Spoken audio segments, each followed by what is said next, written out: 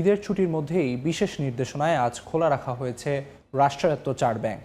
এই মুহূর্তে ব্যাংকিং কার্যক্রমের খবর জানাতে রাজধানীর মতিঝিল থেকে যুক্ত হচ্ছেন সহকর্মী আব্দুল্লাহ কাজল।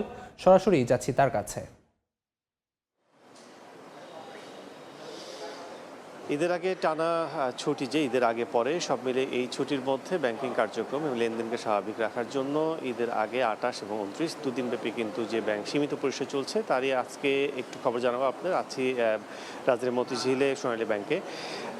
মূলত 4টি ব্যাংক, রাষ্ট্রতে যে 4টি ব্যাংক, এই 4টি ব্যাংক সহ অন্যান্য ব্যাংকের সীমিত পরিসর, যেখানে পোশাক শ্রমিক সহ অন্যান্য শিল্প কারখানাদের শ্রমিকদের বেতন ভাতা পরিশোধ, সেই জন্য কিন্তু এই ব্যাংকগুলো সীমিত পরিসরে চলছে।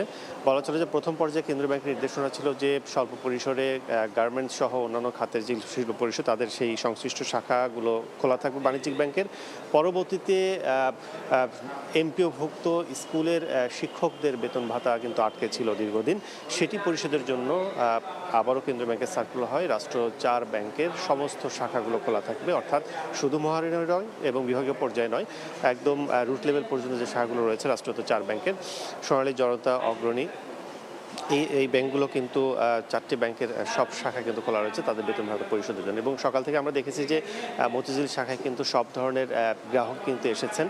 স্কুল শিক্ষককে পেয়েছি, তারা এসে তাদের বেতন উঠিয়ে নিয়ে গেছেন, এবং সাধারণ গ্রাহক যারা টিটি থেকে শুরু করে বিভিন্ন চেক ক্লিয়ারেন্স করছেন সেগুলোও কিন্তু তারা বিভিন্ন ব্যাংকের তারাও কিন্তু আসছেন। এবং রেমিটেন্স যারা পাঠিয়েছেন বিদেশ থেকে তাদের সংশ্লিষ্ট আত্মীয় স্বজন কিন্তু তারা আসছেন, গ্রাহকরা তাদের রেমিটেন্স উঠিয়ে তারা নিয়ে যাচ্ছেন। তো সব মিলিয়ে বলা চলে যে লেনদেন চলবে দুপুর 12টা পর্যন্ত এবং আগামীকাল চলবে সকাল 10টা থেকে দুপুর 1টা পর্যন্ত ব্যাংকিং লেনদেন। তো আমার কাছে এই ছিল মতিঝিল থেকে সবশেষ।